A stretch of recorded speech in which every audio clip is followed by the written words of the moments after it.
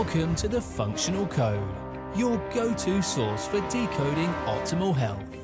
Join Dr. Addy and Dr. Jace as they break down the science behind pain, performance, longevity, and more, making complex concepts easy for you to understand and apply in your life. Your journey to a healthier you begins with understanding the Functional Code. Disclaimer: the content provided in this health podcast is for informational purposes only and is not intended as a substitute for professional medical advice, diagnosis, or treatment.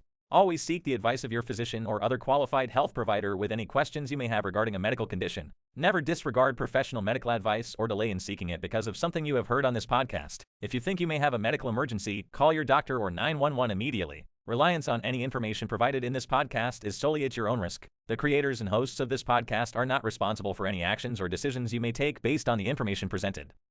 Welcome back, everyone, to the Functional Code. Guys, we got a really great podcast for you. We got the meat and potatoes coming right at you. We're not really going to fluff around it. Today, Dr. Jace and I really just wanted to talk about the best and worst seasons of our life, including just the obstacles that we've gone through to really get to where we are today. We've both conquered, many struggles in our lives to, become doctors. Obviously, we've had ups and downs just like everybody else, but we've both, which is why I think we connected so well, we've had a lot of similar habits, and we want to make sure that we can share that with everyone out there who, of course, is going through struggles. And we just want to make sure that if what we have built on our own time and tried to overcome the obstacles we have, what can we share with you to make it a little easier for you? So I'm Dr. Addy. And I'm Dr. Jace. Yeah, going through, we touched on this topic a few different times in the last couple weeks or so, and with our experiences, there's a lot of lessons that can be learned from not only our mistakes, but each other's and situations that we can always do better in. Anytime we want to learn to grow, we all have to go through those seasons. And in terms of seasons, that is anywhere from months to even multiple years of either going through a grinding phase or it pays off and you're having a flourishment of awesome experiences, and then going back, and it kind of ebbs and flows depending on other areas of our life, whether that's relationships, whether that's physical appearance, physical fitness, any type of the categories that you may experience. I think there's certain things that as we go through our seasons, our most challenging seasons, those are all where we have both experienced most of the growth in our lives. And to know that if you're going through certain challenges, that it will get better over time if you stay with it. We're going to go back and forth between us depending on the time frame, roughly speaking. We're going to keep this, like Doc said, nice raw. There's probably going to be emotions that come out with this. But yeah, take what you will in terms of lessons, because no one's perfect. Everyone has their ups and downs, but the more that you can get to know us on a personal level, we'll give you guys a better understanding of kind of who we are as providers, as people, help as many people as we possibly can for the long-term aspect of this podcast. So, Doc, let's start early on, and I know I was kind of right there with you too. We were talking right before the podcast on certain challenges that we've been through, just brief overview topics, but a lot of this stems back kind of in our later teens, early 20s, and that transition from high school, certain habits to a different phase of our life. And I know we both have experiences growing up even before then, but Doc, let's go back to what's your hardest years earlier on, and what challenges did you have to go through? How did you overcome them? And let's dive into a few of these things and Absolutely. go from there, man. So just to kind of first preface before we get into these challenges, the ones that I'm about to speak of is just how the hard years that I struggled with had to do with addictive tendencies, specifically with alcohol abuse. Now, when I go through speaking on this topic, I want to kind of tell a story, because in this, I want to create the idea, or at least give you somewhat of an idea, if you are a parent, or if this is, as you're listening to this, maybe thinking this is you or someone that you know or love, it might help you catch it before it gets worse enough to where it is a really extreme problem. So I started drinking when I was 13 years old. And also just want to make sure everybody knows I have nothing to complain about my childhood. My childhood was phenomenal. I had 2 parents, siblings. I had never really had any severe struggles growing up. I lived in a very safe town. I had support systems, friends. I was, an athlete, and I had all the options to do the things that I wanted to do. And so I'm not here saying that I had this rough upbringing, right? I just definitely had all the signs of having someone with addictive tendencies.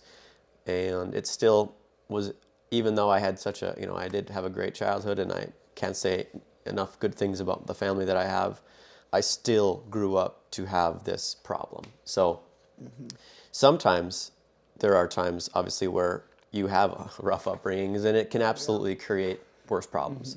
And then there are times where it's, not so bad, and you still have those problems. So, and I think some of that will come from each person has their struggles. It depends on how you perceive it, the extent compared to other people's. But I think we all have that to a certain extent.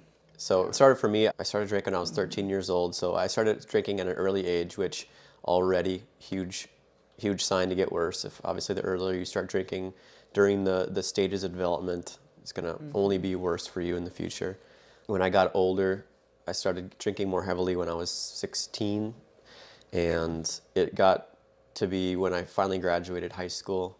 I moved to college, and that's where I could really be I was on my own, and I drank every day, and I was drinking every day for probably 3 years. So up until I left for college, I would play video games 18 hours a day. I was very aggressive in nature. I was competitive, and I didn't like to lose, and I broke a lot of things, and those are actual signs of addictive tendencies. So just knowing already some of those signs can help maybe pick out those future habits, and that's important, because if you have a kid or if yourself and you have the ability to play 18 hours of video games in one run without even thinking about it, you should already be intervening in that person's life. There's already a sign of dopamine changing issues, possible addictive tendency issues. So that for me is going to be one that I would address right away if I were a parent, and don't let that just go under the rug or as something that's normal because their friends are doing it or what have you. But men specifically, there just seems to be more of a tendency for men to play video games and have those kinds of tendencies. So when I got to college, I was drinking every day. It was less stigmatized in college because everybody drinks in college, at least where I'm from. So there was it was easier for me to do. And when it got to that point of difficulty, it was affecting my life physically, mentally, relationship-wise, everything. It had gotten to a point where I started to use alcohol to steal happiness from the future, is kind of how I would put it. When I was in rehab, I wrote a poem, and I explained alcohol this way, and I explained it as, if you are feeling bad, alcohol is going to make you feel worse. If you want to feel good, alcohol is going to make you feel numb. So you'll never actually get what you want with alcohol. It's only going to give you this differently perceived way of life in a way. So as much as you think it's the substitute for your problems at that time, it's only going to temporarily numb you or just make you feel how you want to feel, but worse. I'm sure there's a social component to that, even like when you're younger to a certain extent. And I know myself as well too. Their alcohol started a little younger. My parents probably don't know about it. They soon will. Yeah. But yeah, no, I feel like for most people coming up, there's a social component to where it's a status. Do you have access? Do you not? And then from there, it's a different state that you're not used to, and that it can be comfortable that you might feel out of your norm. The more out of norm you are, you're going to start creating a whole new reality perception. Yeah. Status that's a good point. It was who's got to have the party, where you got to be, FOMO, kind of that thing. And then, you know, everyone was doing it where I'm from. I mean, everyone. I also have a lot of family members who have alcohol abuse issues. So genetically, I was, you know, predisposed to that as well. So those are just other patterns that you got to be able to pick out just to see if you can try to prevent something like that from happening. But was there an instance that you remember that pushed you into, okay, I have a problem, I need to go see help, because I know you said rehab. Yeah. Like, So, what was that for you? there was a very dark part of my life where, again, it was getting to this point where I was starting to decide that there wasn't a way out of a hole I was in. And I would contemplate every single day whether or not I could pull myself out of the hole I had gotten into. And, you know, I didn't have anyone around me who even wanted to be near me anymore, other than maybe a couple people. And the struggles were, in my perception, grand enough to make me feel like I wasn't able to ever get out of what I had put myself into. And so there was a time where I was going to try to figure out if I should leave this earth or pull myself out of the hole.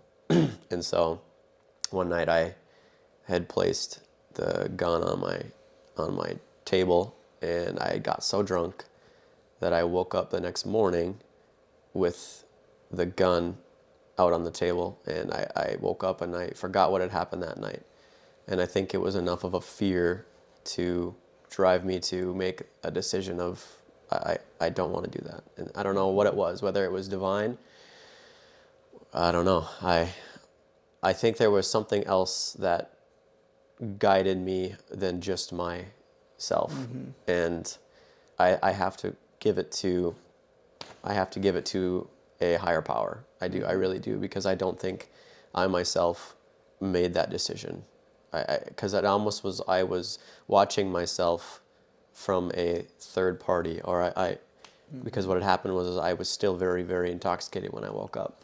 And I don't even really remember how I got to campus. But the campus that I was at has a fully funded rehab center, because alcohol is a really big deal where I'm from. So I was able to get a taxi somehow. And the last thing I remember, I was in a room with 6 professionals, and we were talking. And fast forward, 90 days, and I had a lot of work. I volunteered to do rehab myself. I didn't go into a program, or I wasn't admitted, I should say. But yeah, there was a point where I think fear and intervention of a higher power guided me towards changing some things in my life. And I am grateful, because I regret getting that bad, but I also remember what it was like, and it's only pushed me further. And I'm now incredibly grateful. I have way more gratitude in life, and I've just never ever gotten that deep again, because I know how I could be versus where I always am. That's just the the strength of just even speaking the words is tough. Yeah. And I'm sure you've probably had other, like, with the alcohol, other times to where you've thought about it, and For sure. you've wanted to go down that path, but I have dreams about it still. Oh, really? It's weird. Wow. I'll dream that I have drank a drop or Wow. so, and I'll wake up and the emotion of that is still with me, even though I was dreaming. And I'll wake up and I'll be like, oh my gosh, it was just a dream. But I was I'm so against it now, because I just know what it will do to me. And in order to really get over something like that, in my opinion, and this is from my experience, if you do have issues with that, the hardest part is cutting out people that A, push you towards that, and B, doesn't give you the support you deserve or need. And that's when it shifted, is when I was able to cut out the people around me that were the worser influence. And it's not easy to do. There's not a lot of, really, there's no easy.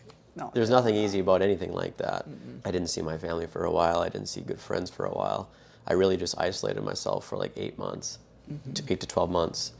And there's no preparing you for what is to come of that perception of you. And you need to get over what people think about you. You need to realize that what you're doing is the best for you. And yes, other people are going to think something differently about you, but it doesn't matter. It absolutely doesn't matter when you absolutely need to make those decisions in life. So that's really where my life shifted completely, when I started actually thinking about habits and consistency and knowing, if I've gotten this far now, how do I never get back there again? And how do I stay consistent? And it was that shifted everything. Physical health, mental health, everything shifted when I decided to not let substance have power over me. And you almost, at that time, almost have to feel like you have to go backwards in order to move forward. For sure. Like cutting out friends, cutting out family that have, well, to a certain extent, that have put those habits or that state with those habits. But like many others have stated before, like you'll get through. It's the always never-ending cycle of just reminding yourself. So I guess how long have you been sober for? This April 14th was 9 years. That's crazy Yeah. cool. So shoot, it can be done. Yeah, for sure. It's just that constant improvement. Like once you've had those experiences, and this is the same with people that have been on meth, that have been on hard drugs, that emotional state, that will get lodged into your memory for probably the rest of your life. Yeah. And that's something those are scars that you're going to have to deal with mentally for a long period of time. And it's having people around you, having support systems. That's huge. Support systems were huge. Trying to find the people that actually understood. Because not a lot of people where I was from understood. Alcohol was almost a way of life. Yes. It was something that you shared between loved ones. It was looked at as something that made life better, not worse. But in my opinion, that's a shifted perspective of it. A lot of people use it for happiness, but yeah. Absolutely, no, and yeah, thank you for sharing, man. Yeah. I appreciate that, and there's a lot of truths behind that I can relate with too. Like, started drinking from coolers and ice hockey rink at a younger age in high school, and covering that up, and it was the rush of not being able to do it outside of the norm in society, and that can be exhilarating. But once you got to 21, it was just like, okay, it is what it is. It doesn't have that rush to feeling of getting caught or anything like that. But I know for my life too, there's my grandfather, my uncle passed away from alcohol poisoning. So I know early on that was a path that I didn't want to go to. I know, for example, for me, I'll have a drink, but at the same time, I don't feel like I want to get drunk. Sure. Alcohol is definitely not my choice by any means, but that's interesting you say that, because my father said he'll never smoke a cigarette in his life because his father smoked it for 50 some years. So it's interesting how, as loved ones, you make these decisions that can impact the people underneath you or beside you. That's crazy. But yeah. You shouldn't have to impact your loved ones that way. That's a hard way to teach people. Yes. You don't have to die by fire to teach people what not to do about the fire. Oh, exactly. It's like trying to learn lessons from others that have either been through it, or it's the same thing, like with not only bad lessons of things that you shouldn't do, but also things that you should do. That's where the self-learning, self-help books come in. So it's taking from both sides of the spectrum. And I think even for those people that are going through these certain phases in their life, these temptations, is this something that you really want to do? Is this who you feel like you are? And if it doesn't resonate with you, and you shouldn't rely on other substances to feel whole, to feel like this is who you are. That keep learning, keep trying to better yourself, learn from others. But, and ask for help. Yeah. Yes. The one thing that I finally did, because I did try quitting multiple times and I failed. So finally, when I asked for help is when I was able to overcome the final push. So yeah.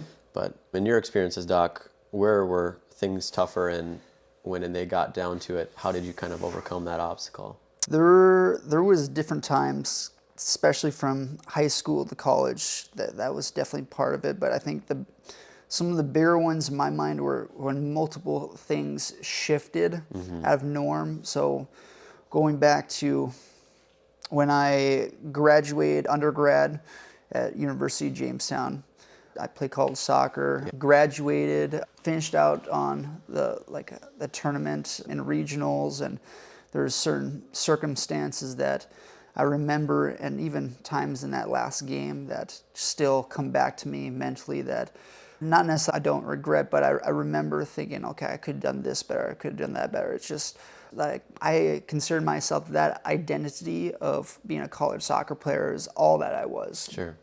There's lessons that I've learned through that. I've had to buy into self-improvement to better myself, and I saw that as a result of getting better in soccer, like especially the last year, putting extra effort in training of areas that I found or noticed more or less that I was weak in.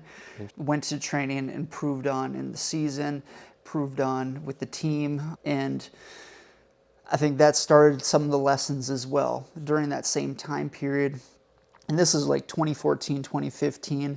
I was like one of the only roommates that started like the self-help learning of like Tai Lopez and learning how to better myself mentally, doing just life lessons and learning from those experiences.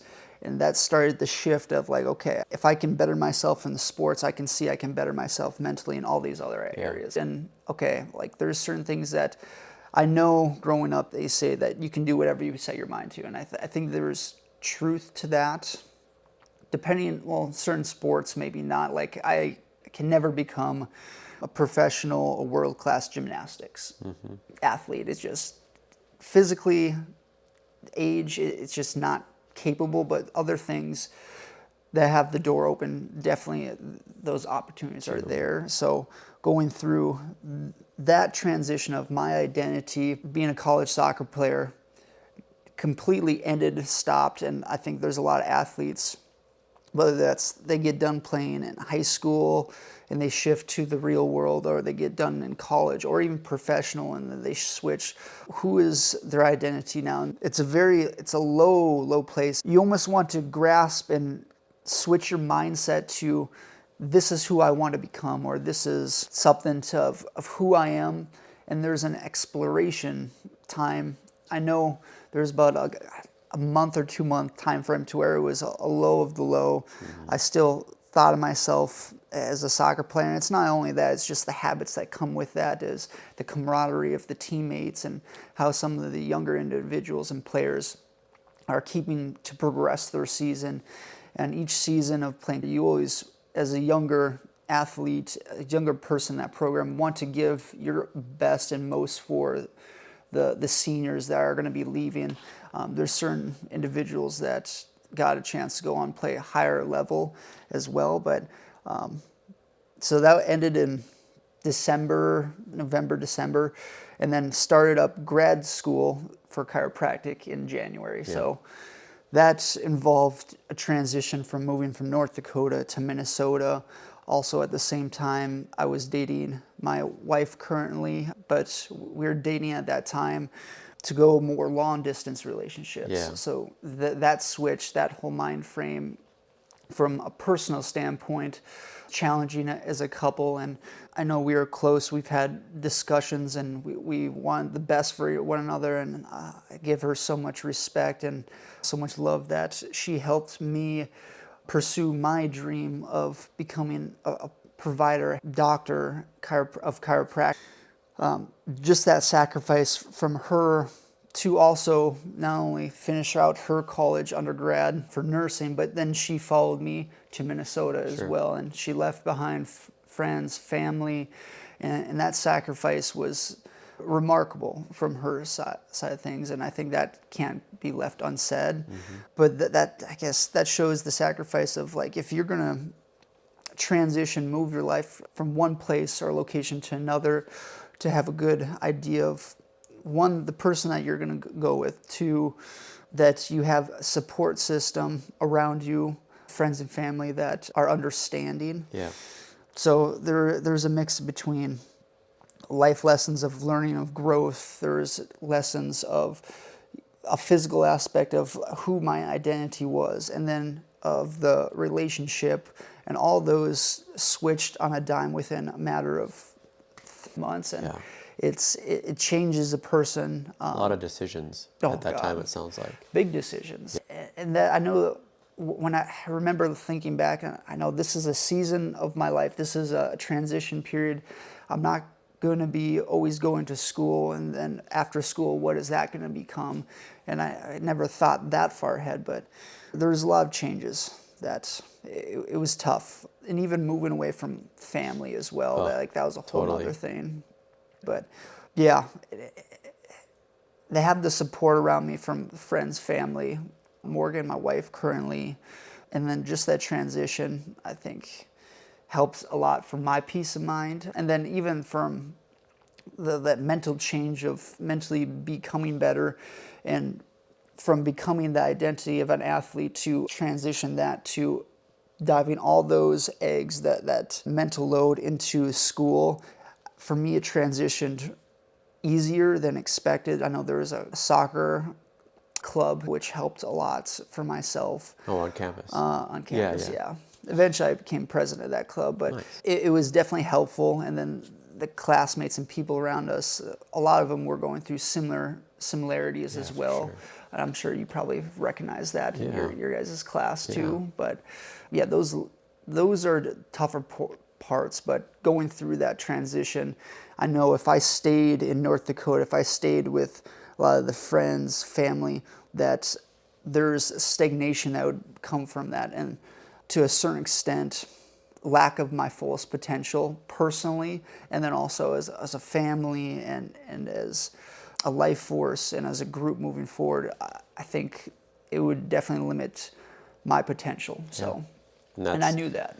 That's huge. I definitely felt the same way. I knew that I had something else in me, and it wasn't where I was. I wanted to go somewhere else, and I felt like that's where I needed to go.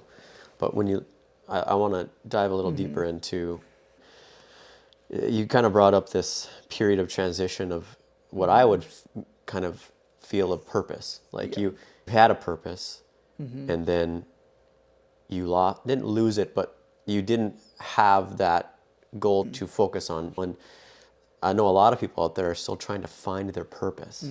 And so I guess in those short 4-ish, 5-ish months, you had to kind of decide on a new purpose. And not many people can make that decision. I mean, people have taken years to try to find a new purpose if they had one prior. Yes. So I guess my question is, what was it like in those times, not understanding or knowing what your purpose was? And how did you rationalize and analyze and decide on what is next for you? And did you even 100% know, or was this like, this is kind of what I got right now, and maybe this will work out for me? Or where were you in the process there? I think a lot of it started even from a few months prior to, so going to school in undergrad for an exercise science major. I know I did a little personal training. Okay. I know that wasn't the path that I wanted to, especially financially, to support myself. So the options were either physical therapy, chiropractic. With some of my experience growing up, chiropractic made way more sense. And at that same time, I was learning like personal growth and adding into the equation of, okay, as an entrepreneurial standpoint, you can find yourself in growing a clinic. You can find yourself in trying to almost imagine what are the possibilities and almost forecasting into the future and seeing myself. If I would be in this profession, would I be happy? Would I find excitement? And knowing, is this something that I can see myself doing for decades long? And knowing that going into this transition period and finding the purpose. I know I definitely wanted to work with my hands. I know I definitely didn't want to have a desk job sitting.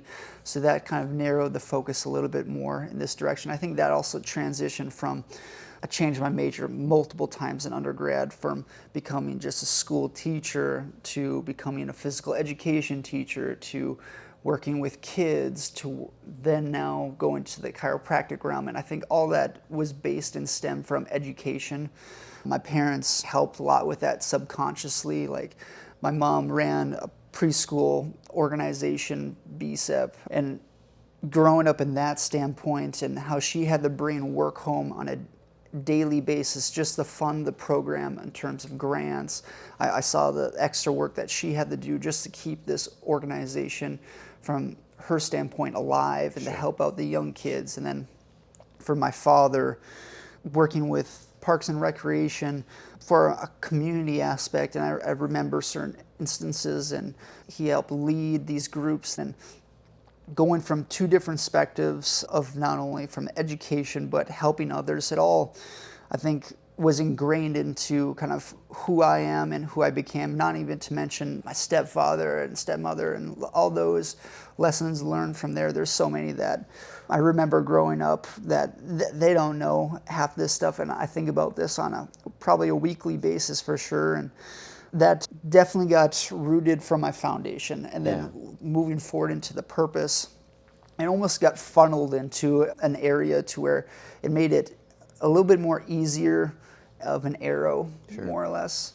So I think going back into making the decision of whether it was physical therapy or chiropractic, it made sense chiropractic for me because I could supply the entrepreneurial pathway to either run, grow clinic, but also venture onto other areas of either exercises, stretches, of either personal development from an athletic standpoint to the education of teaching others. It all made sense, and it was all pointing in that same direction. But in terms of purpose, it was still tough because like the mindset was still like an athlete, but I knew where I would want to go to a certain extent, and then just to make that leap, that jump, was incredibly difficult. It was. But and then it's different. We both found ourselves in chiropractic school. We didn't know each other at the time, but we went to the same school actually. If anyone is familiar with Northwestern in Minnesota, both Jace and I were there at the same time. I think you were a year ahead of me, so you might have been out in clinicals. Both of us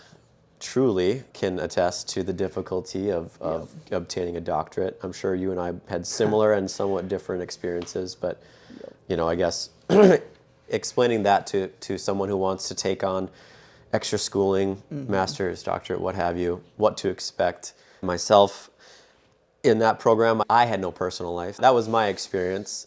I was studying almost daily, if not daily, even holidays. You know, I still remember Christmas night, 6 o'clock, finished supper. I went and studied from 7 to 9, and then I came back out and hung out with people.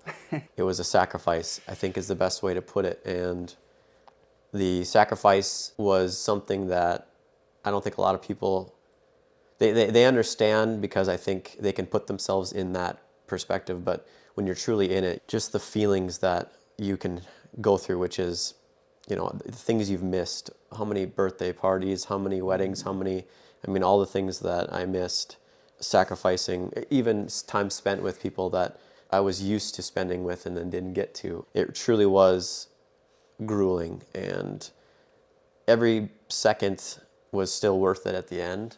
But you got to have people on your side that truly just know what that sacrifice is going to look like and what it means to gruel through. And I guess that was, in my opinion, the hardest part. The studying and the tests, of course, were difficult. But I was committed enough that I knew I was going to work hard enough to at least pass. I mean, I wasn't a straight A student by any means, but I worked hard enough to know that I would do well. And it was the other parts that was tough on me, which was just basically sacrificing not only time but health. I also got really sick during that time, constant stress. I mean, I lost a lot of weight, and that is something that I don't think a lot of providers explain when they're going through med school, chiro school, what have you. So I can relate with that too. God, it's like 175, 180 during school. It's like 160. Like there is no time, and what you said, like there's definitely that sacrifice of friends that your acquaintances growing, and then also new friends that come into the equation of time you spend with them learning, studying. God, there's a journey with that, and the tougher things in life that you have to go through the better outcome. So Doc, I guess what made you want to become a chiropractor? What pushed you in this area to even go into this tough schooling experience? At a young age, it was all kind of catalyzed by my mother, who had migraines, severe migraines, and enough to cause her to be in like the fetal position, crying, pain migraines, right? And seeing that at such a young age, all I wanted to do was help her. And I love helping people. That's definitely, I would say, one of my core values is just help people. But where that went from to the point of entry of chiropractic was I internally did not like external things. I just didn't like medications. I didn't even like lotion. I mean, there was just something about it. So to that point, I knew that the natural portion of chiropractic definitely aligned with myself. I knew that my mother always got help from the chiropractor when she went to him, and that was another catalyst, I guess, in the decision. I loved science, math, the STEM program kind of thing. So that was another portion of the alignment. And then when I finally got to that point of making the decision, there was this kind of internal, not joke, but internal dialogue in our family that I was going to be a chiropractor, because I kind of always enjoyed talking about the chiropractic treatment that my mom would get, and I loved explaining about it and how it made her feel better, and that was just always something that I was expressive about. And there was just this internal dialogue in the family that I was going to be a chiropractor. So since I was 8 years old, that was kind of this already destined path that I kind of had at one point might choose. And when it got to that point, the going got tough, that whole thing. I was actually leaning away from it because I felt like I couldn't do it. I didn't have the confidence. I knew you had to be smart. I knew you had to be studious. And I was a drunk who, just no one had ever became a doctor in my family, and I really didn't feel like I could do it. And it was a mixture of two things. One, when I quit drinking. Two, I started working for a doctor in a local town next to where I went to college, who, had I not met him and worked with him, I don't think I would have gotten that confidence, that push. He put me on books that I never read before, self-help books, books about making goals, and he took me to conferences to learn more, and he finally kind of put it in me that I am more than what I thought I was. And it was again, when I had mentioned that when I quit drinking, it was the start of that habit forming journey. He really was a catalyst in that as well. So that is where I all entwined everything. Finally got accepted into chiro school, which was a huge day because they accepted me on a trial basis, actually. I don't know if you knew that they do that, but I was on probation right away. I needed to get a certain grade point average to stay in school. Wow. And it was my essay that I wrote that allowed them to have that perspective on me. Because in my essay, I said, I've done everything in my life to not have this opportunity, but if you give me this, I am going to use that to show you that if you take a chance on me, you won't regret it. And I kind of also laid out some hardships leading up to that point for them, and just explained that I now have the fire in me to do what I want, and it is this. Please allow me to have that, and I won't let you down. And I remember talking to Dr. Sawyer. I don't know if you remember Dr. Sawyer. Oh, yes. And he came in to meet me on my orientation. He said, I read your essay. And he's like, I just want you to know that I want you to know that when we read that, we were moved, and we know that you are going to do really well. And that alone too kind of gave me this, someone believed in me, because it wasn't myself. I didn't have that. And so when I had more people believing in me, it helped.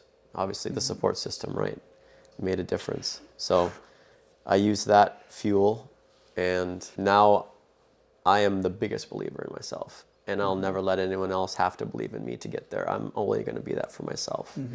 But yeah. That's beautiful, man. I don't know if I've ever said this, because like when you're saying some of that stuff and just learning and getting into chiropractic school, I went to chiropractic school more for the challenge of improving it to myself that I was able to do this degree because I was able to put my mind towards it. Absolutely. And I think that's a part that I think only my wife knows, on a huge also reason why I did what I did. Yeah.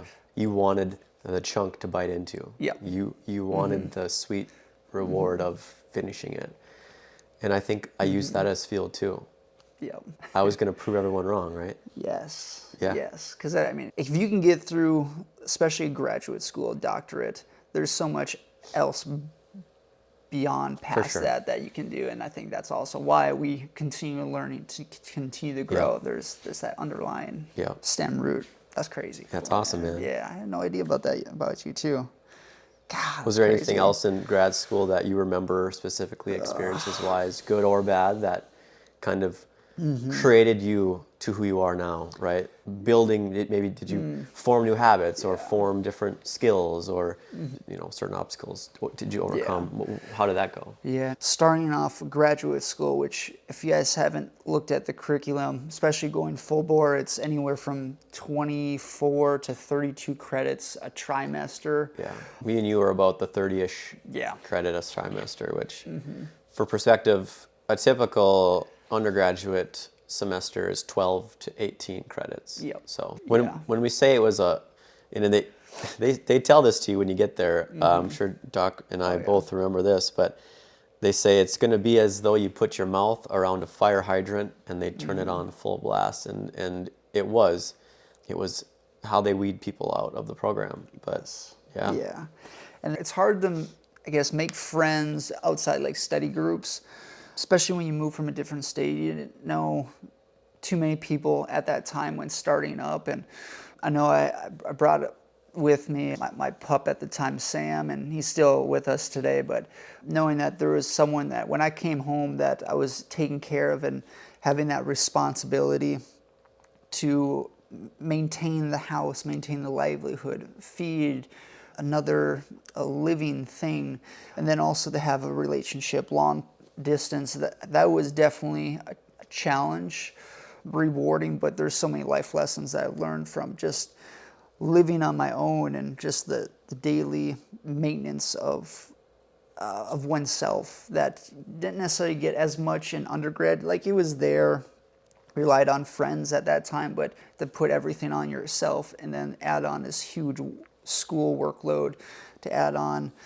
this pup at the same time, and it was tough for making friends because I didn't want him, pup Sam, who's that big Labrador, if you guys have noticed in the videos, I didn't want him to feel left out, and I think that was a huge sense that it limited my ability to make deeper friendships with some of my classmates long term, and that was a sacrifice I was willing to make because he was always there for me in some of the lulls. Yeah.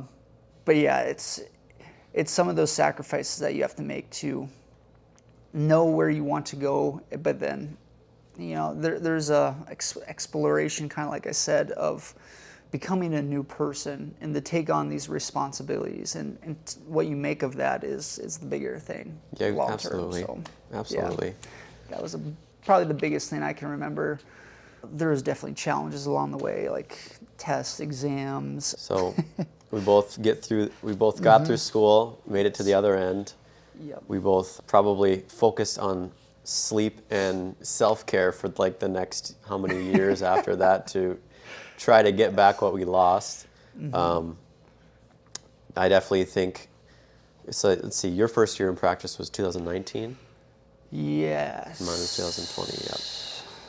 18, 19, it Yeah. was something like that. Yeah. Because like rotations or the time you spent outside of the classroom to shadow, to be with other clinics, that kind of blends together. Yeah. It's kind of like what medical doctors have, if you guys are listening, how they go through however many years of school and then they have the rotations of just in the clinic, in hospitals to get the training. It's very similar to the hours and time spent Yep. for doctors of chiropractic.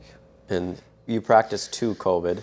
Yep. And I practiced right away during COVID. And that for sure was, I'm sure, both a stressful time for both of us.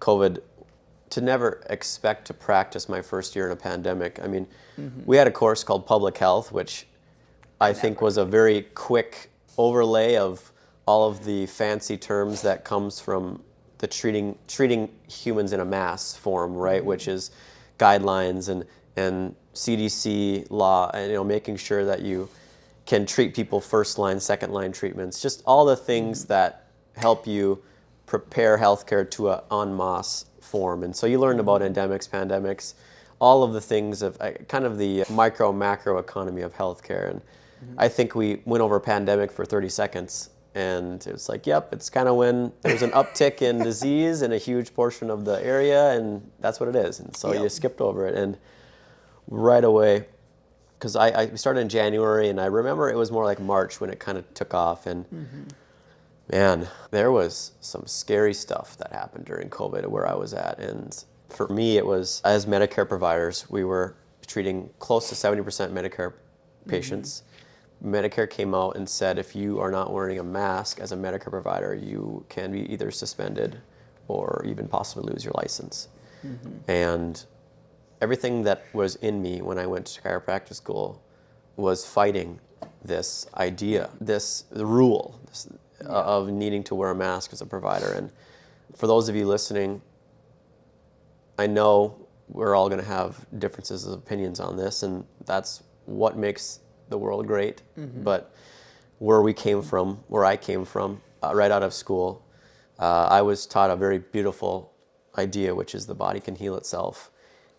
And I used all of what I was taught, that philosophy, to make that decision of, I am not scared to hurt you as a provider, because I know you'll be able to manage whatever it is that you get. And if unfortunately you weren't able to manage it, then it was due to the body not being able to overcome what was given. And it had nothing to do with who gave it to you, where you got it. There are trillions and trillions of bacteria everywhere around us right now, viruses, everything. It had nothing to do with who gave it to what. And that helped build up your immune system and function. I think You that's a you were huge going to part. get it somewhere somehow. And before I get into that whole thing, because I don't want to go anti-vax, vax, talk, COVID, anything like that. I just want to kind of discuss the difficulty. And so that alone was already a difficult portion throughout that time. Of course, our clinic lost about 50% of its volume at that time. We were barely making by. I didn't know if I was going to have a job. I was in Minnesota, which is negative 40-degree weather at times. I was stuck inside already. What little outlet I had was the local fitness club, 800 square foot gym that got closed up because you couldn't, you had this overwhelming feeling of anxiety, not knowing what was going to happen again. And I had just finished some of the most grueling times of becoming a doctor, and then thinking I may not get to be that and provide, and not only provide for patients, but provide for my family. Like, gosh, man, there was just a lot of difficulties that came through that. So, And even before knowing that too, at that time, we didn't know, at least from my perspective as well, student loans. No. And how you would even able to pay for that. Thank God that got paused. But I know that went through my mind at that same time. like how to ticking, support. it's coming. Yeah, everything about that was grueling. Patients that were, not coming in anymore or passing away, or because unfortunately there were some that unfortunately passed from the disease, and that sucks. But in that time, where do you remember the difficult portions? Oh gosh, yeah. So after practicing with Northern Life, which is where I did a lot of my rotations after graduate school, started up with them and took a lot of the lessons of applying my fullest self in clinic and outside of clinic to growing the potential of running a clinic. Yeah. I absolutely appreciate my time at Northern Life. There's so many lessons I still have learned that I take with me every day. And there was a time/transition period. So you go through this program that they have to help teach you how to run a clinic, to help with all aspects of billing, of the chiropractic, of adjusting, of the staying, but how to grow other aspects of the clinic. And took that with me set a bunch of records in terms of numbers, patients, visits, signups, all that stuff, which they haven't ever seen before when recording and documenting. But getting to about 11th month period to where Dr. Jeff Danielson felt comfortable putting me into a clinic to where he helps fund, same thing to myself to a certain extent, to run and build our own clinic. Yeah. And we were looking at Arizona around that time, and my wife and I were talking, and that's just something that was calling us, that we were able to help more people. We had some family down there, or at least I did myself, and also with my wife having, like, she has symptoms of Raynaud's, which is just when it gets cold, her hands and feet become very painful. So that got added to the equation as well. And it was that transition from, okay, they wanted to accelerate the process before I even did any scouting. And they got to a point to where it's either, okay, they have to do a bunch of layoffs. Dr. Jeff Danielson, who owns Northern Life, where I was working at that time, he has a bunch of other LLCs. He had to let go a bunch of other people, of other restaurants. And then as we transitioned from, okay, we want to accelerate this, let's open up your own practice and clinic within a couple months. And it just didn't make sense at that time for me to accelerate this and take on another loan. So I went and became unemployed. There's other opportunities at that time to where I could have worked with other doctors, but it would have been a short time frame. Mm-hmm. And then to follow the unemployment guidelines, it was a whole thing. You have to be actively looking for a job that helps best suit you. And I knew with where I was looking to go, I wouldn't have become as successful as I was without that time period. I think it was anywhere from 3 to 6 months or so to where I was unemployed. At that time frame is where I felt that I had a huge growth of understanding the human body, of putting together programs and different applications to understand the human body more. So I looked at it as, okay, I'm giving this opportunity to learn, to better myself. And I took full advantage of that on an every single day basis. And it was tough because we were only getting paid from the unemployment checks. My wife was still working at that time. And like Doc, you said, like there's a lot of times to where you couldn't go out and do anything. You had to almost stay homebound and limit everything going out to stores. But that time period then transitioned to, okay, we still want to go to Arizona. Let's go down there. Let's start interviewing for jobs. And that's where we got a bunch of opportunities for myself and my wife being a nurse. She had a bunch of options, but we didn't know where we were going to end up location-wise. So we tried to, one, find a house, two, find a job, and got a chance to interview at a bunch of different places, got multiple offers, which is kind of besides the point. But AFC, who I'm still with now, gave the opportunity for growth, the most growth. And I know I definitely didn't want to be put in a box to be told this is exactly how you need to do it, and this is how we want you to do it. And that scared me, because that anytime you limit growth potential, it's almost like, where is your mindset, where is your growth potential going to come from outside of work? And exactly.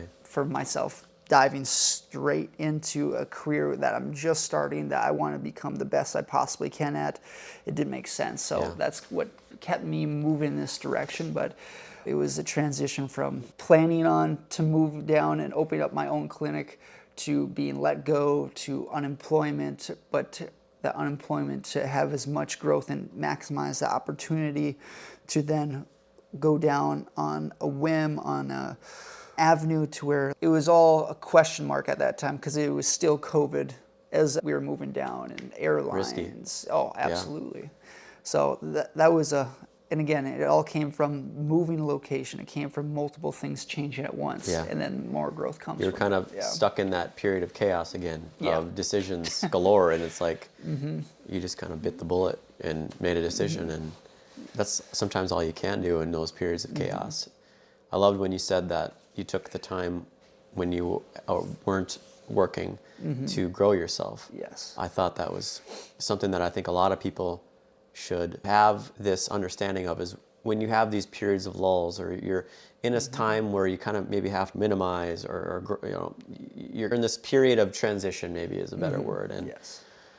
to sit and to maybe contemplate and reflect, and instead of pointing out the things that you should be doing, or things you should have did differently, or all those things that I'm sure we have thoughts on when things aren't going your way, it's so much more beneficial to take that time and learn and grow and just push yourself, be positive, because I do believe that good things happen to good people. And when you have those unfortunate periods of time, just continuing to think positively, doing good things, and growing, eventually karma is going to come around and give you what you have been working for. And so I think when I hear that story, all I could think about was you were preparing yourself, building yourself for what was about to come. And you knew that it was going to come no matter what. And that was kind of similar to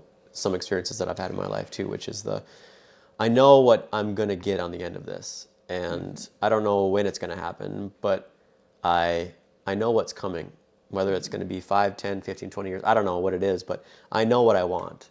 And I'm just going to build myself up until I get there. Oh, I love that. And that was really cool when you explain it that way, because too many times people sit and they pout, and they just are stuck in those ruts. And more people just need to take the time to be grateful and express this, yes, feeling of doubt and maybe not understanding where you are and lack of purpose, what have you. But if you just continue to think positively and do things for yourself that puts you in a better place in the future, you will eventually get out of it. Yes, And absolutely. yeah. And I almost look at changing of not only locations, but like, let's say, for example, parents, their kids are moving out of their house. There's that transition period, like you said, can you learn and maximize that time period? It's much the same of any individual graduating high school and going out to the real world or college.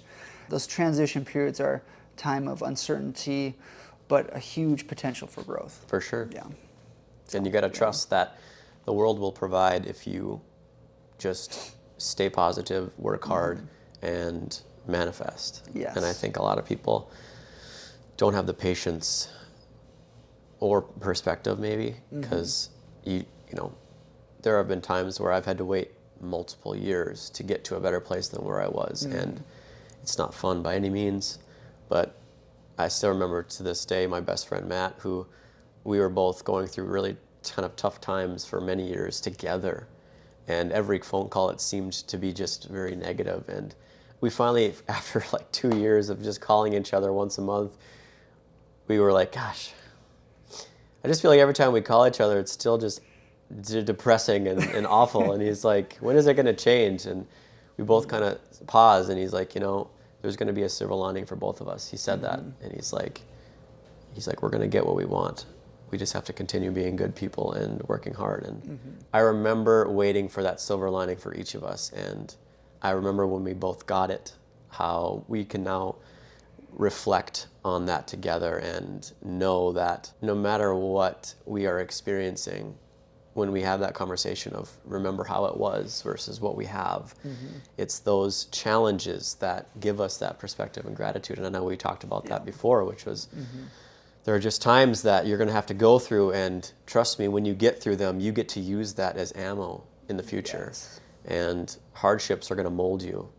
Pressure, diamonds are made under pressure. Absolutely. That's beautiful. Yeah. Really well stated. Now, I guess transitioning outside of the COVID, because I know you've had a lot of experience growing a clinic on your own and knowing that you're able to do it, but how hard that was to go into, okay, we're outside of COVID, but transitioning into actually building up something from a different perspective. How was that experience for you? And then how was it running your own clinic earlier on in your career? For sure. And when I transitioned to, I had been working with a clinic during COVID, after COVID, for about 2-ish, 3-ish years. And kind of similar to yourself, we had this idea of taking and duplicating and growing, right?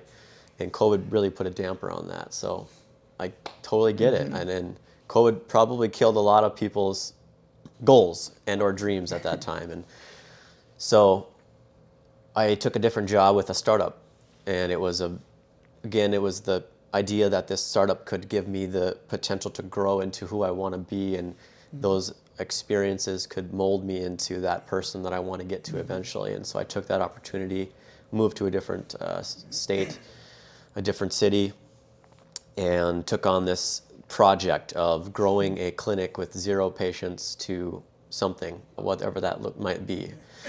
And what was difficult is I went to school to be a doctor, and instead for that first year I was an entrepreneur.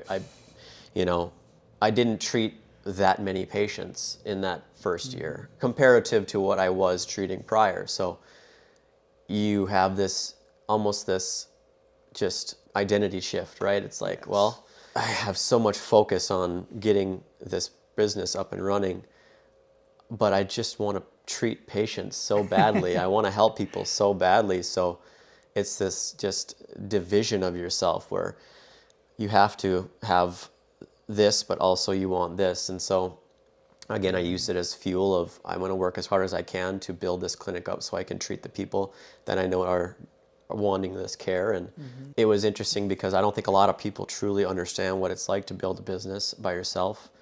Those of you that have, and I'm sure you can attest to the sheer work and sacrifice it takes, but I would to hundreds of phone calls a day consistently for that year, like literally 500 phone calls a week. I was a telemarketer in a way, as a doctor trying to get business. Like it seems silly, but it's what it took, and I must have went to 100 business networking events that year, bought how many coffees for people and went and spoke. And it took a lot of work and constant texting follow-ups and customer service and just giving what I thought was deserving to the patients that I got. And the time management spent of what I have to do for the patients I have, not only on that point of the week, but also into growing the business. Like, what does that look like? And really,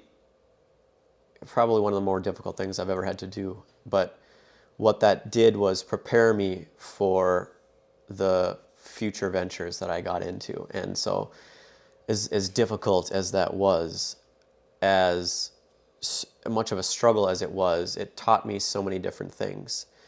And I didn't stay with that clinic because of certain philosophies and ideas, but I was able to then take a job down here to run a medical clinic that had been kind of up and running, booming for a while. So I had it's kind of a switch to a different phase of that clinic. And I got down here and they were really struggling.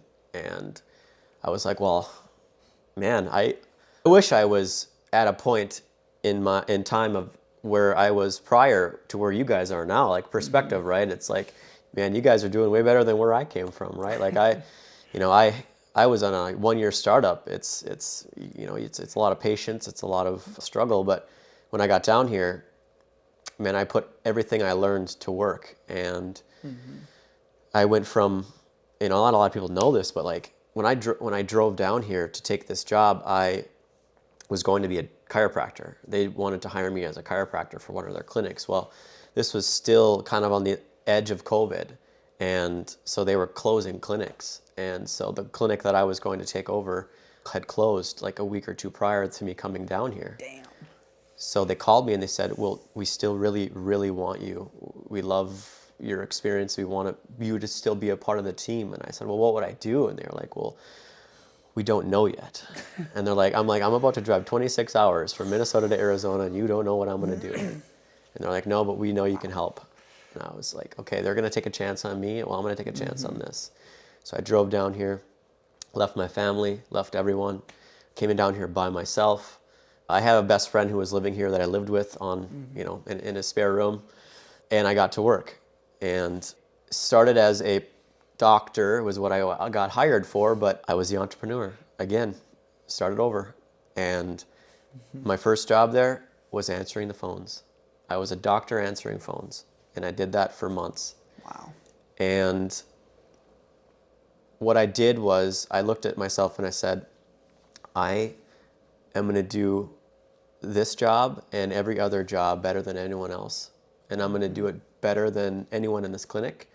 And I'm going to do it better than anyone I know. And I went from answering the phones to building them a call center, fully functional call center by myself. I then built systems for them for seamless automation so that they didn't have to worry.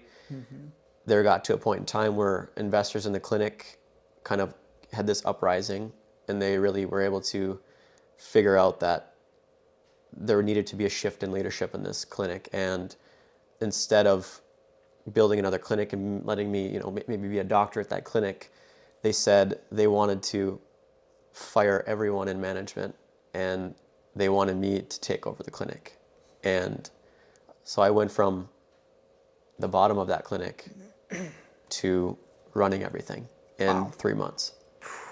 I worked 80 to 100-hour weeks, and I sacrificed everything to be able to get to where I was that day. And I still remember that day where they took a chance on me again, and I told them I wasn't going to let you down. And with another 3 months, I'd tripled the profits they made from those prior 3 months, and they had some of the best earnings they've ever had. Things were flowing very smoothly, and had the CEO of that company not been so poorly mismanaging his funds, I doubt we wouldn't have done hundreds of millions in the next 20, 30 years. But again, that was out of my control. But in that year of me getting to run that clinic, it was some of the best times of my life, because I was able to put everything that I would have, every book I've read, every experience I had, I remembered everything. I was like, I'm going to get this opportunity one day, and I'm not going to let it go to waste. And I didn't. And so even though that clinic didn't flourish in the long term, in the short term that I had the control to do well, I did. And we did. And we did incredibly well. We saw so many patients, helped so many people. And we built a model that I don't think has ever been built before. So I am now going to take that experience and put that into my own venture. So I started my own business on the side, of course, helping with AFC. And that is what I'm going to put now all of my blood, sweat, and experience into. And I do hope that one day I'll be able to do that full time. I can see that happening for sure. Yeah. A lot of the lessons that you just brought up there, putting everything, and I really like that point, putting everything that you've learned, whether it's telemarketing, building up that whole just aspect of the clinic, to then added in other areas of experience to all into one. And I can relate with that so much as well too. There's certain things that you learn in other parts of the clinic that helps with your growth potential, and how do you can utilize that long term. Yeah. And then for whatever opportunity presents itself is fascinating. It's something that if you make the most of your opportunity, it's huge potential growth moving forward. It's a mindset, right? I was given a lot of looks at that clinic. It was, what is this doctor doing here answering our phones? Like, who is this guy? But I chose to wear a suit every day. And I chose to put myself in that state of mind of, I am going to do more than what I have the opportunity to do right now. And I am going to grow, and I'm going to get to where I want to be in this place. And it's that mindset shift of, you may not be where you're at right now, but take the chance every day to put yourself in that point of your life, maybe visualize and do that every day. And eventually that manifestation will get you there. But it takes patience, and it takes work, and just do better than everyone else. And that doesn't, it sounds like a lot of work, but really it isn't. It's the mindset. I went in with this mindset of, and I say these affirmations every day actually, these are my affirmations. Number one, I am the best at what I do, but I do not know everything. Number two, I'm a learner and I will continue to learn something every single day. Number three, I'm grateful for what I have. That is what I say to myself every day. Beautiful. And I think if you can just drop your pride and know that, yes, I had the doctorate, I had the letters behind my name, and I still chose to answer phones because I knew I had the potential to get where I wanted. Absolutely. I mean, it's not any more difficult than that, which is if you trust yourself, work hard, and believe in yourself, you can take any opportunity and turn it into what you want. Well stated. Yeah. But obviously, now you've been running a clinic Yeah. for how long, Doc? It's been a year, well, pretty much 2 years. So there was a transition from when I was working as another chiropractor in a Gilbert location of AFC, then taking over and running a Tempe location, and then opening up the East Mesa location, which is where we're at right now. And is that switch between all those where learn lessons and try to implement different things. But I knew one day, kind of like what you said too, all the lessons that we've learned from all the stuff, marketing, all the stuff of learning different departments of the clinic, and then to put that into not only just one basket, but to one clinic and help build and grow that the best you can. And that's kind of where we're at right now. Yeah. That's trying to optimize and help not only the staff and the people, but also to improve the community and impact everyone as a whole. I think that's where, if you put everything back to a central mission to where everyone can come back and hang their hat on and be like, okay, I've helped as many people as the best as I possibly could. In any staff member's perspective, I think that will only pay off long-term for the improvement of the clinic and this journey. But from my perspective as a leader, to supply the team with a purpose, I think comes full circle from me in college soccer, helping lead certain teams, growing up, and then putting that into a clinic environment. There's a lot of turnover, but like you said, we're still never ending, always growing. Yep. Constantly learning from one another, and I really like the affirmation, like we don't know everything, but the more that we're open to learning, open to the possibilities for growth into improving ourselves will only help pay off for the reach of others. So when you took over this clinic, we'll kind of do a macro to micro, but you know, this has been one of the fastest growing clinics in the company. But micro, when that kind of all started, what were the challenges growing this beast up until today? I think I first want to just preface and state that I wouldn't be where I am without the owners of AFC and those who have believed in me, and for them to have the willingness to allow for small changes, like with the PT program that developed, and we've had patients just come for just that. And putting that into a system, and then we've learned on, okay, there's certain other staff members that we've hired that had other things come up, and we've had to have a transition period to finding another staff member in a small time frame when we first opened up. That was a challenge as well. Like going through and opening up a clinic, I was expecting there was going to be challenges, things that can come up which will impact the growth, that nothing's going to become even slate. Nothing's going to become easy with this. And just knowing that building something that these are going to come up, and just, I wouldn't say have fun with it, but to embrace those challenges, those speed bumps, and to keep moving forward and to communicate with the staff members and people around that this is a learning experience, not only for myself, but also for the company and for the clinic, that if we can keep moving in the right direction, keep having a central purpose to help as many people as possible, we'll get through any struggle. The vision will bring you through any challenge. Yeah, absolutely.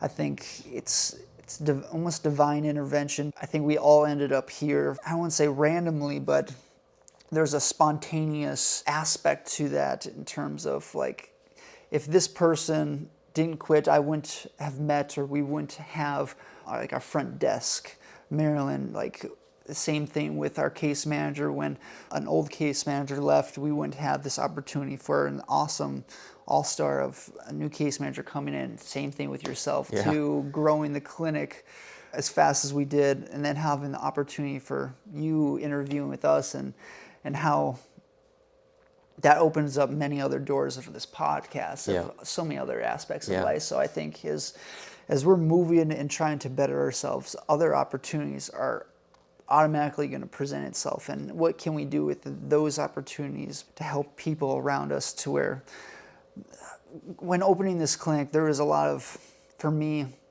this is Dr. Jace's clinic. He is the face of this clinic, which I get that to a certain extent, but I never liked to put just myself or just even one person as a face of any entity. It's all a team aspect, and that's where once we get results, it's all team aspect. Because I wouldn't be able to do what I am able to do without the team members and the support around myself. And there's a lot of lessons from that on the never-ending growth, and there's still a lot more that we're going to have to almost take a step back to keep growing. It's that never-ending flow to keep better and keep helping others. But for sure. Yeah. No, I think everything does happen for a reason. And it's a weird world we live in, and there are just going to be times where I almost like to explain it, the way that I like to perceive life is chaos and order. I don't know if you've ever, but I love that, because I remember times where I've been in chaos and I need to figure out where the order is going to come from. And then there are times where I'm so ordered, I could use a little bit of chaos to get me out of my head. And it's that ebb and flow of happy medium that's going to be where I always try to be at. Because if I'm too much in my head, or if I'm just too straight and narrow with no excitement, it's robotic, almost boring. There's not a lot of excitement. However, if I'm flying by the seam of my pants, there are millions of stress and struggles around my life. I'm probably not preparing and or managing life how I probably should be. So, but Doc, maybe to end today, I would like to ask you some questions, or at least just one question, which is, what would you fundamentally put as maybe 2 or 3 ways that you, once an obstacle is given to you, what is that process for you to overcome it? If there is maybe like a process or a fundamental way you achieve things. With that, I would accept the challenge, one. Yes. And to analyze all the possibilities, the scenarios. And I think that comes back to the challenges of, okay, we need you in this clinic, or for example, the telehealth or the answering phone calls, we need you here. How can you maximize the opportunity? So I think, yes, recognizing and accepting the challenge is incredibly important, and being okay with the ups and downs that comes with it, and not judging yourself on any of the results too much. Like, most people are going to be their own worst critic, if we will. For sure. But understanding that, okay, well, if this didn't work this way for this task, maybe there's a different way that is better, or maybe we can ask or rely on or lean on someone else that can do this task better. So I think a lot of it will depend on what that specific challenge is, but acceptance, finding different ways around it that can help better handle the problem or task, and using others around you, and delegating and working together as a team to tackle that task, and then to bring all of the other experiences that you've had in the past of other obstacles, tools that may relate to that task, and have an open communication with other people around there to see what is the best route to tackle that. Support system. Yeah. Absolutely. Yeah. Yeah, I love that. That's a really good question, man. Yeah, thank you. Question for you, gosh, just thinking off the top of my head. With challenges or tasks for you moving forward, has your mindset shifted from even a couple years ago to where it is right now? And does that process to tackle that task has that changed in how you look at a problem or challenge? For sure. Yeah, that's a beautiful question. So I would say 2, even 3 years ago, I was nowhere near confident as I am now. I didn't speak up. I didn't speak my mind. I was a yes man. I did everything myself, and I was a perfectionist, I would say. So anytime a challenge would come on, I took it on head on myself. I never said anything around anyone else that, things were, if they were going worse or difficult, I never asked for help. I never spoke up about it. I just let the stress fester in my stomach. If more and more stuff was piled onto me, I didn't say anything. I just kept saying, yes, I will do it.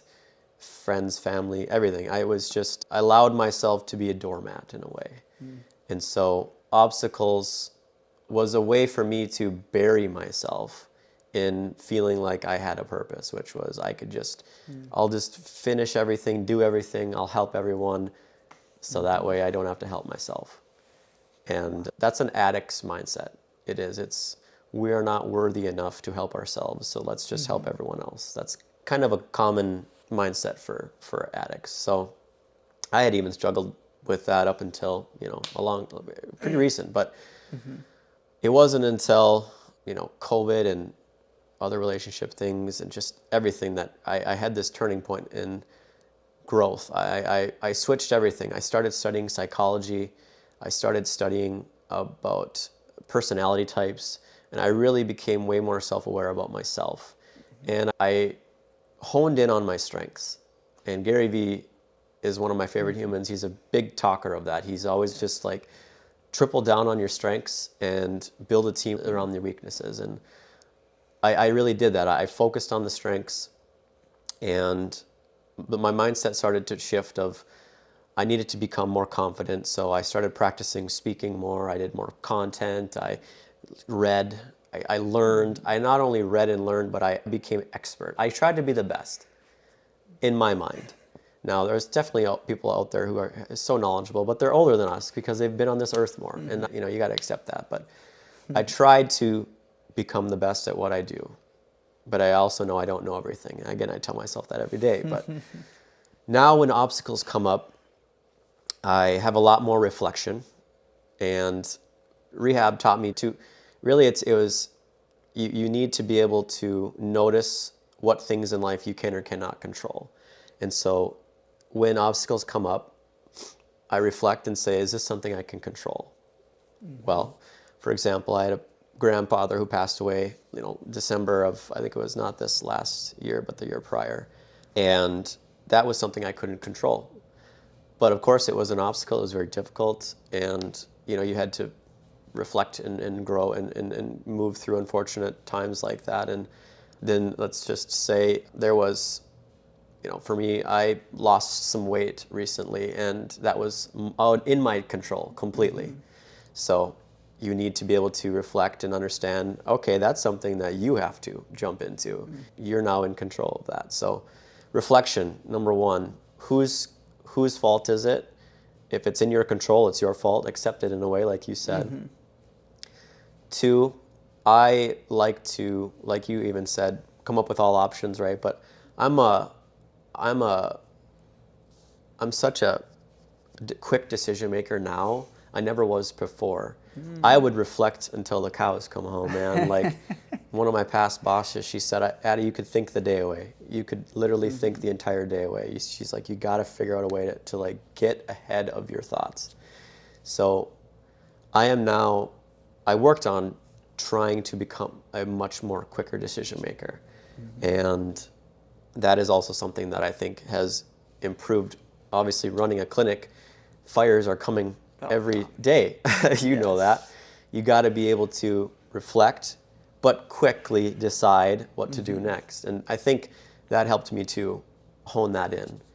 And then thirdly, I needed to trust people. And so I needed to put more trust on other people and helping me get to where I want to visually put this obstacle and overcome it. So I never used to do that. I used to put my head down, I used to say yes, I used to be passive, and I would just do it myself, and I took all the brunt of everyone else's pain and stress. Now, I accept the challenge, like you said. I ask for help. I make quicker decisions. I'm more confident, and I give myself grace, is I would say the final term, because I am going to fail again. It's going to come. So with that failure, you need to be able to give yourself grace and be patient and know that you will eventually overcome that obstacle.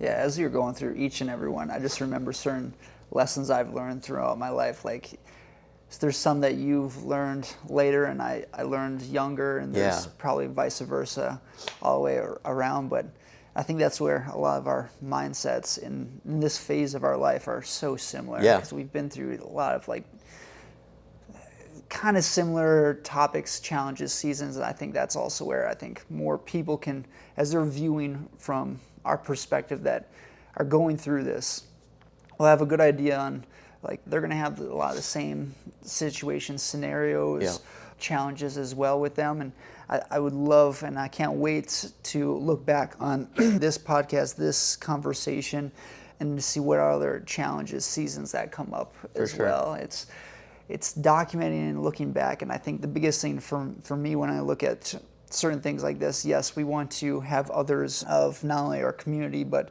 of the whole world see us as humans and challenges that we've gone through, and then learn from some of the lessons that we've been through and that we're stating, but to also open up and know that everyone is human, to move in the right direction and just to learn, but then also for our grandkids to see this and see kind of what we've come from and the growth of the family at our time into new families moving forward. Yeah. I think that's something super, super cool that I can't wait for and to see. So yeah, there's a lot today. That was good. That was good. All right, guys. Well, thank you so much for listening. We hope that this was helpful for anyone out there going through struggles and obstacles. Everyone's got them, no matter what phase of life. Don't be afraid to ask for help. Drop your pride. Talk about things, especially men. Yes. And especially men. just know that the time will come where this too shall pass. Yes. So, well stated. yes. Guys, have a great day. We'll see you next time. Doc. Thanks for joining us on The Functional Code. For more evidence-based health insights, subscribe, rate and review wherever you get your podcasts. Remember, your journey to a healthier you begins with understanding the Functional Code. Until next time, stay well, stay informed, and embrace the science of living well.